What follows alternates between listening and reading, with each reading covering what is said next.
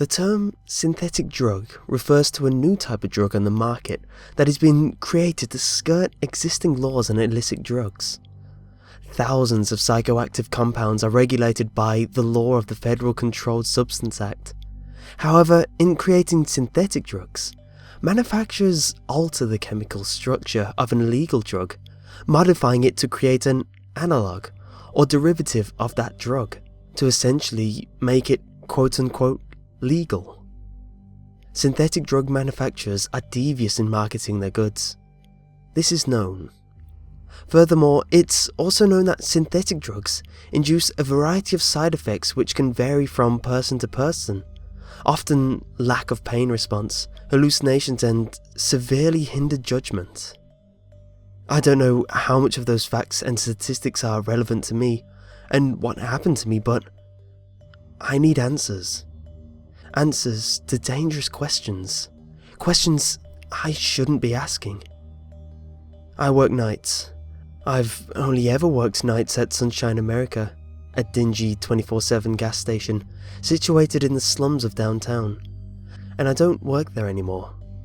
I had a pretty messed up experience there. To set the stage, it was a typical April night, pitch black, as I rolled into the parking lot. And for the most part, but for some unexpected rain, everything went predictably. Counted my cash, double-checked the lotto numbers, made coffee, and then bought myself a Monster and a bag of corn nuts for the night, and pulled out my laptop to start killing time. I usually would free write during my shifts, and I'd text whoever was up. Eventually, my girlfriend went to bed and I had no one to text or talk to. I decided to hit up my buddy Mike. He worked nights too. We talked for a bit while I tried to fight off my writer's block. I had a hell of a headache though, which didn't exactly summon inspiration. At one point in the night, a truck rolled into the lot. I don't remember seeing it come in, rather it was just there when I looked out of the window. I seldom take notice of a car actually driving into the station, unless they have a crappy muffler or ridiculously loud bass. This car though was a shady looking one, the kind I'd expect to pre-pump and then skip out on paying. It was a piece, an old black pickup, victim to merciless rust. It had this huge dent on the driver's side and a busted headlight. Looked like the asshole had driven into a tree. Didn't have a license plate either. I decided not to authorize him if he tried to prepay. Having no license plate was just cause enough. And I went back to writing and texting, and basically doing nothing. When I finally got up to start sweeping the place, I'd forgotten about the sketchy pickup. That is, until I saw it still sitting with its engine rumbling at pump 4. In hindsight, the whole thing seemed really shady, but at the time, I was just confused. The guy had never gotten gas at all, nor had he come in for smokes or a drink or anything. So, taking the bucket of washer fluid in hand, so it looked like I had some reason to go outside, I opened the door, and as soon as I did, the engine roared and rubber squealed. I was baffled as the guy tore out of the parking lot. A cigarette flew out of his window and exploded in orange sparks against the pavement. He was down the street in a matter of seconds. I went over to the cigarette butt and stomped it out. I wasn't really anywhere near the gas pumps, but I felt a little paranoid anyway. For a while, I thought about the truck. I asked Mike about it and he texted back, suggesting that maybe the guy was scoping the place out with intent to rob it. Yeah, probably. I'll tell my boss in the morning, was my response. I've never been afraid of hold-ups. I'd gladly hand over however much cash I had in the drawer. Nothing worth getting shot over, and corporate can suck it. Nonplussed, I swept inside, stocked the cooler, counted cigarettes, and still had 4 hours to kill. Usually it gets unbearably slow around 2:30, but it had been slow as hell even before then. I did a routine walk around the store just to check on everything. My writer's block was still weighing heavily on me, and Mike was getting slower with his responses. I noticed at some point that my cash register screen had the out of paper symbol lit up for pump 4, which is weird because I don't remember anyone stopping to fuel at that pump in a while. But then again, a lot of people come and go when I'm doing the cooler, so I didn't notice. Taking the pump keys and a new roll of paper, I went outside. Nice night. I decided to have a smoke break once this was taken care of. I remember thinking that because I vividly recall the feeling of cosmic coincidence that overcame me when I approached the pump. I thought they were blue L&Ms at first, just by the colour of the box, but when I took the cigarettes down from the top of the pump, I was taken aback to find no brand name, no design, no disclaimer, no barcode, no serial number, absolutely nothing, but they hadn't been opened. And by that I mean that the box still had plastic wrapping on it. I remember thinking, are these even cigarettes? But I stuck about 100 of these buggers every night, and they felt like a box of cigarettes to me. More curious than anything, I opened them up and checked. Sure enough, they were cigarettes. Pretty normal looking too. Now, I was 18, mind you.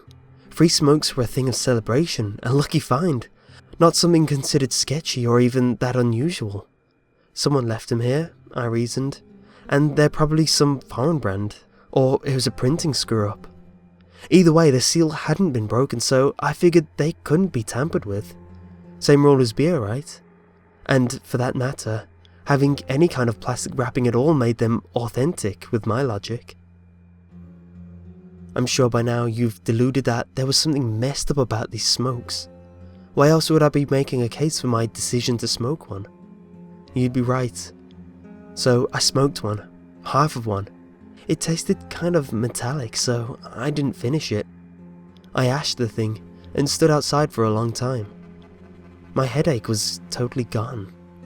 I remember staring at the dumpster for a long time before thinking I was really tired and kind of like I was going to fall. In that moment, I saw nothing wrong or strange with sitting down, then lying down on my side. I felt really weird, but I remember that I didn't think that there was anything wrong at all. Before I go any further, I'll say that my girlfriend has always been terrified of the dark.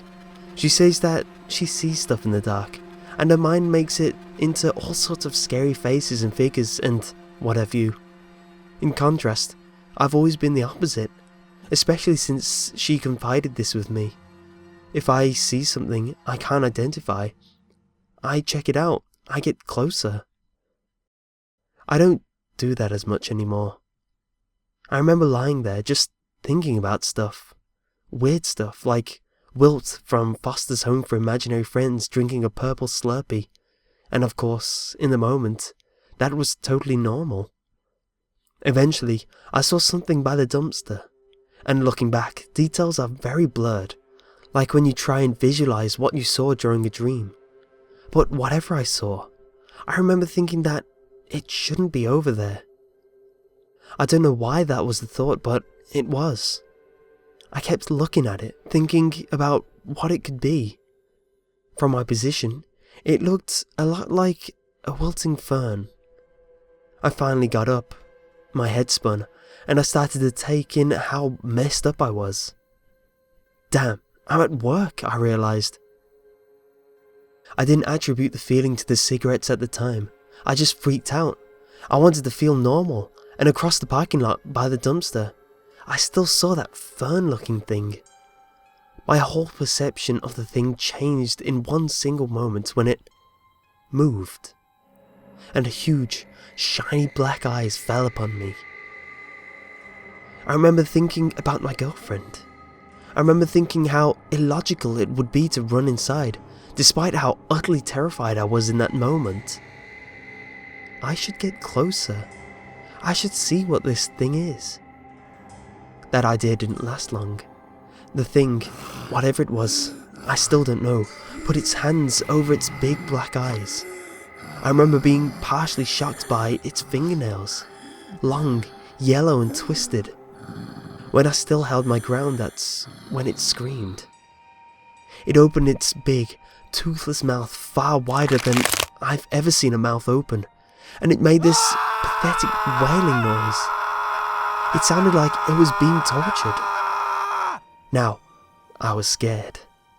I ran back inside the store and promptly locked the door. I didn't know what to do. I was still feeling really messed up. Nothing was staying still. I could hear my heart beating in my ears. I'm going to die from fear, I remember thinking. It's in your head. It's a bad trip. You got drugged. You're having a bad trip. You're at work. Get yourself together. There was a woman at the counter, and she nearly made me crap myself. Half her face hung dead, sagging, expressionless, with one eye looking ready to roll out. The other half was contorted with anger. I was ready to cry out and make a run for my car, but I realized, with unimaginable shame and sorrow, that she was a stroke victim or something of the sort. I think at the time, I thought she had a birth defect or something. Whatever I thought, I felt horrible and mortified by the way I was thinking and acting. This is some strong stuff I'm on, I thought. I'm sorry, I said to her. Can I help you with anything? And I recall my words sort of hung in my ears after I said them. She said something in a broken voice, and I asked her to repeat herself. She said it again, clearer. Screw you. I remember feeling like crap. I must have offended her or kept her waiting or both. I'm really sorry. I was taking out the trash. Screw you. She said it again. She said it even clearer that time, and the muscles in half her face, I presumed non-functional, twitched into life. She twisted her head to look at me, twisted it at an impossible angle, and started screaming it. Screw you, screw you, screw you, for what felt like far too long. So long the words began to lose meaning and definition, just loud screeches. At one point, as I cowered by the door I'd locked, I couldn't distinguish words at all. I closed my eyes, unwilling to look at her. And the screaming continued. Even once I opened my eyes and found her absent, the distorted curses kept coming, until they blended into a sound like microphone feedback. Eventually, it stopped, leaving me sitting against the door with a ringing in my ears. This is all some kind of dream, a trip. I'm on a bad trip. I kept telling myself stuff like that when I thought to dial the police or make a run for it. I went to the bathroom and washed off. I felt a little better. I could see my reflection rippling like the mirror was a standing wall of liquid. Feeling less shaken, I returned to the counter. I paced for a while, occasionally glancing out of the window. I was paranoid as hell. Everything would set me off. The air turning on, the lotto machine making its usual beeping sounds, even the quiet sounds of the building settling. It was all making me twitch and panic. I didn't want to reflect or even think about any of it. I just paced. There was this awful smell that had overcome me too, like dog crap and rotting fruit. It was driving me crazy, and I wasn't sure if it was even there or not. All my other senses had proved unreliable. But I did smell something, and I traced it to a plastic grocery bag, from Mayer I think, stuffed underneath the coffee maker. It smelled awful. Of course, I opened the damn thing, and it took me a second to process what it was. Teeth. Bloody, rotten, black and yellow teeth. A big wad of them, all stuck together with thick strings of tar. And this was when I started to fear for my life, because it was right then when this trip started to affect me physically. I remember feeling a hot, wet hand grab the back of my head with unbelievable force, and then push my face into the paper bag. The smell was unbearable, and the terror that embodied me had no outlet. I quickly started swinging wildly. The bag was pushed into my face from the front too, and I was losing air. I let out a scream for the first time, and I was released, still swinging like a madman. I fell into the newspaper rack. I fought with the bag on my head for a minute before I got it off. The fluorescent lights were blinding. I spat out mushy, black teeth, realizing they'd been into my mouth, and immediately vomited into the bag. Then, I didn't use logic or reason. I went into the drinker cooler, barricading the door with unopened crates of Pepsi.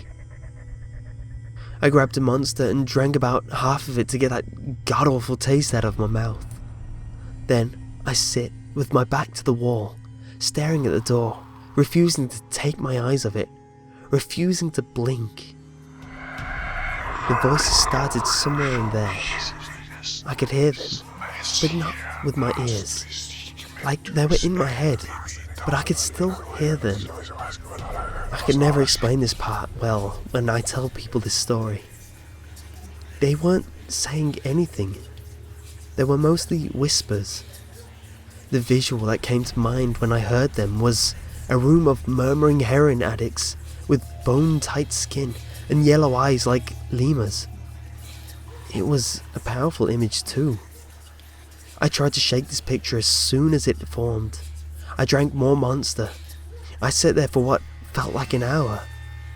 I rocked back and forth, ignoring the voices. And this is the part that still messes me up, to think about it.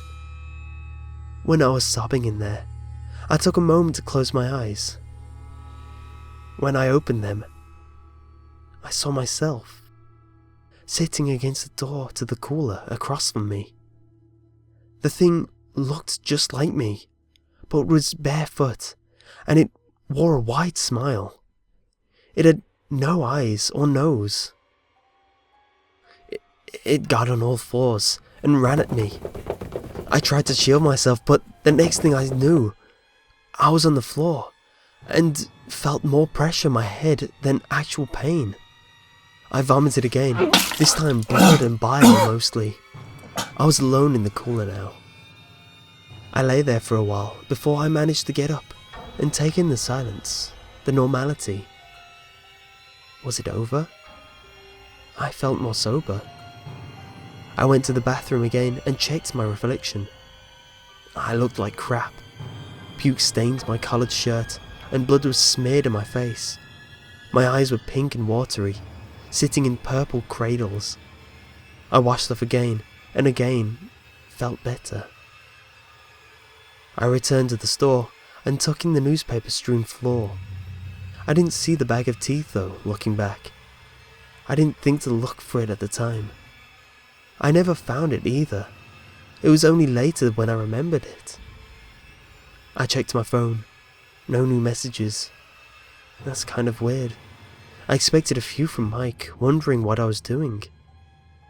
After I cleaned up the newspapers, which were mostly yesterday's anyway, I felt my phone vibrate. Alright, well, be careful. I stared at it. He was responding to my last text. The one I'd sent hours ago. I looked at the clock just to see how long it had been. I nearly dropped the stack of papers in my hand. 2:39. That was impossible. Completely impossible. 9 minutes? That all happened in 9 minutes? No way. I tried to wrap my head around this as I cleaned up the vomit and blood in the store and the cooler. I felt okay though. I felt fine, really. Kind of congested, but that's all. And from there, everything seemed normal. Eventually, I unlocked the door, but it was a tough decision. I told Mike about it all, and at first he laughed at me. Then, when I brought up the cigarettes, he told me what I was already thinking, that they were laced with something. And I wanted to agree with him, but there was so much that argued that. The clarity of the whole experience, the plastic wrapping on the cigarettes, and later that day my boss called me, asking if I knew anything about why the cameras were shut off around in the morning. Around when that truck pulled up. I don't know. I have no clue. The realist in me is prevailing. I need to know one way or another. Did it happen? Or didn't it? I survived it, whatever it was. You'd expect me to throw those smokes out on the highway, but I didn't. I still have them. I have their pack right here next to my laptop. And that's why I'm recording this. I need advice. I need help. I have a strong desire to find out. I mean, I've survived it once. If I smoked one, with a friend, in my own room, then I'd know. Then maybe I'll have some peace. They're calling to me. Those voices. I hear them some nights. In my dreams, I hear them. What should I do?